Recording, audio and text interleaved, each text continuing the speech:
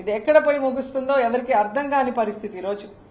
ఎందుకంటే ప్రభుత్వంలో రావటం కోసం గత ప్రభుత్వం కన్నా బెటర్ గా నేను సంక్షేమం చేస్తాను, అభివృద్ధి చేస్తాను అని చెప్పి ఈరోజు అవన్నీ గాలి కొదిలేసి ఈ విధంగా అధికార పార్టీనేమో లేకుండా చేయాలన్న ప్రయత్నం, ప్రజల్ని భయభ్రాంతులకి గురి చేస్తూ రెడ్ బుక్ రాజ్యాంగం అంటూ తామిచ్చిన ఎల్లో బుక్ మేనిఫెస్టోని పక్కన పెట్టడం అనేది కరెక్ట్ కాదు.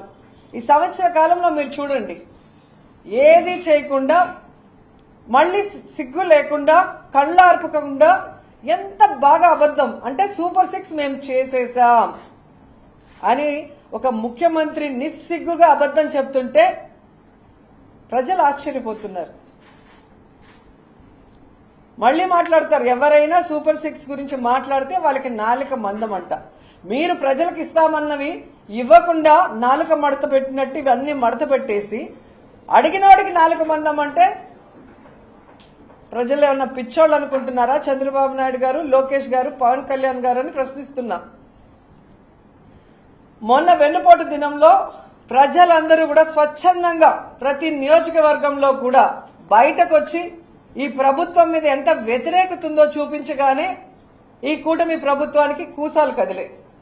నిన్న పొదలిలో జగనన్న ప్రోగ్రాం కి రైతులకి మద్దతుగా వెళ్తే అక్కడ వచ్చిన జన సముద్రం అని చెప్పొచ్చు.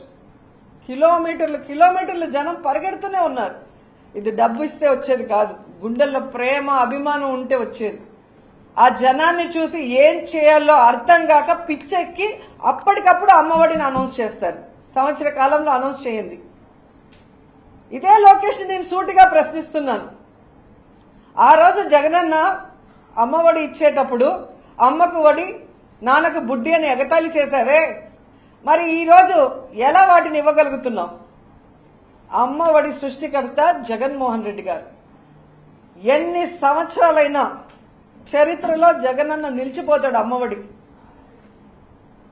పేదవాడికి మంచి చదువును అందించే విధంగా వాళ్ళకి స్కూల్స్ రెనోవేట్ చేసి వాళ్ళకి బుక్స్, యూనిఫాము, పౌష్టికమైన ఆహారాన్ని ఇచ్చి వాళ్ళకు ఒక నాణ్యమైన చదువుని ఇస్తే జీవితంలో స్థిరపడతారనుకుంటే దాన్ని ఎంత ఎగతాళి చేశారు. ఈరోజు మీరు దాన్ని అమలు చేస్తున్నారంటే ఆ అమ్మఒడి పవర్ ఏంటో ఒకసారి తెలుసుకోండి.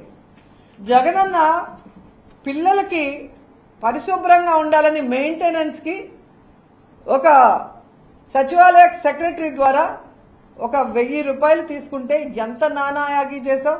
జగన్ సైకో అన్నాం.